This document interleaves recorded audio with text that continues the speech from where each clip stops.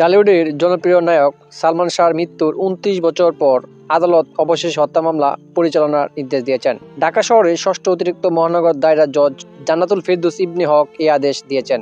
মামলাটিকে রমনা থানায় তদন্তের জন্য পাঠানো হয়েছে। সালমান শাহ ১৯৯৬ সালের ৬ সেপ্টেম্বর মারা যান।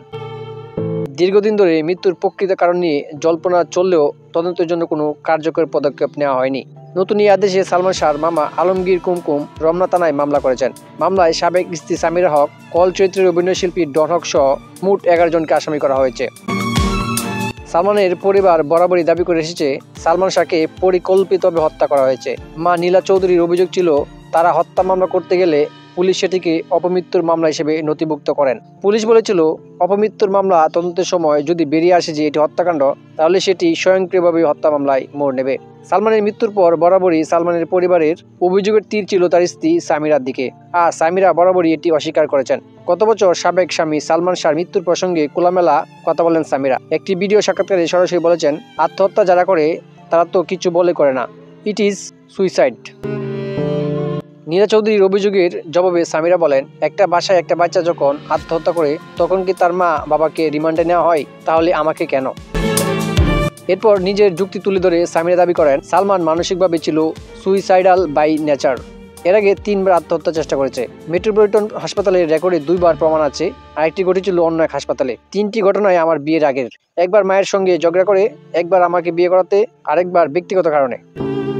এদিকে সালমান শাহর মৃত্যুর ঘটনাকে হত্যা মামলা হিসেবে নির্দেশ দেওয়ার আগ পর্যন্ত সামিরের সঙ্গে কথা বলার চেষ্টা করেন কয়েকটি মিডিয়ার। এ ঘটনার পর গত ৪ দিন সামিরার খোঁজ মিলছে না। সামিরা যে ফোন নম্বর ব্যবহার করতেন তা বন্ধ পাওয়া যাচ্ছে, সরাসরি এবং হোয়াটসঅ্যাপে কোথাও তার সঙ্গে কথা বলা সম্ভব হচ্ছে না। অপরদিকে মামলায় অভিযুক্ত ডন হককে টানা কয়েকদিন ধরে ফোন কল ও খুদে বার্তা দেওয়ার পরও তিনি মিডিয়ার সাথে যোগাযোগ করছেন না। ৯০-এর দশকের শুরুতে ঢালিউডে অভিষেক ঘটে সালমান শাহর। মাত্র ৪ বছরের চলচ্চিত্র জীবনে তিনি ২৭টি ছবিতে অভিনয় করে তুমুল জনপ্রিয়তা অর্জন করেছিলেন। দর্শক ও সমালোচকদের কাছে তিনি ছিলেন একজন উজ্জ্বল নক্ষত্র।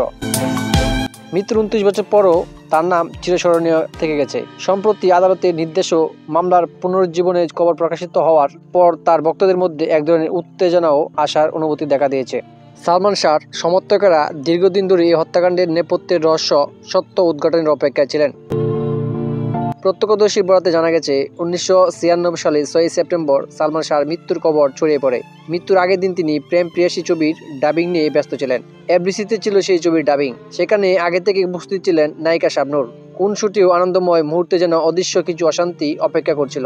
ডাবিং এর দিনে সালমান শাহ তার বাবাকে ফোন করে বলেন তার স্ত্রী সামিরাকে সাউন্ড কমপ্লেক্সে আনার জন্য।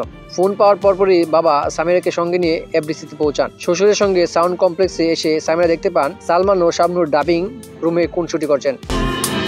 ওই সময়ের বেশ কিছু বিনোদন সাময়িকীতে শাবনূর ও সালমান শাহকে নিয়ে একাধিক লেখালেখি হয়েছে। তাই শাবনূরের সঙ্গে সালমানকে কোন শুটি করতে দেখে রেগে যান সামিরা। সালমানের বাবা চলে যাওয়ার পর সামিরাও দ্রুত গাড়িতে ওঠেন। অবস্থা জটিল। বিষয়টি বুঝতে পেরে একই গাড়িতে ওঠেন সালমান শাহ ও তার চিত্র পরিচালক বাদল খন্দকার। কিন্তু গাড়িতে বসে সালমানের সঙ্গে কথা বলেননি সামিরা, তাকে বোঝাতে থাকেন বাদল খন্দকার। গাড়ি এফডিসির গেট পর্যন্ত গেলে সালমান প্রধান ফটকের সামনে নেমে যান। তার সঙ্গে বাদল খন্দকারও নেমে যান। এরপর সেখানে কিছুক্ষণ আড্ডা দেন। এরপর ডাবিং রুমে ফিরে গেলেও সেদিন আর ডাবিং হয়নি। রাত 11টায় সালমানকে নিউ স্কটন রোডের ফ্ল্যাটে পৌঁছে দেন বাদল খন্দকার। রাতের ঘটনাগুলো নিয়ে বিভিন্ন বক্তব্য প্রকাশ পেয়েছিল, তা ধরা পড়েনি। চলচ্চিত্র পরিচালক শাহ আলম জানান, শেষের দিকে সালমান মানসিক চাপে ছিলেন। পরিবারের সঙ্গে সম্পর্কের জটিলতা এবং প্রযোজকদের সঙ্গে বোঝাপড়ার ঘাটতি তাকে চাপের মধ্যে রেখেছিল। কিছুদিন নিষিদ্ধ হয়েছিলেন সমিতিতে। প্রিয় দর্শক, আপনাদের কাছে কি মনে হয়, সালমান শাহর মৃত্যুর ঘটনার রহস্য সত্যি কি উদ্ঘাটন হবে? অবশ্যই কিন্তু কমেন্ট করে জানাতে পারেন।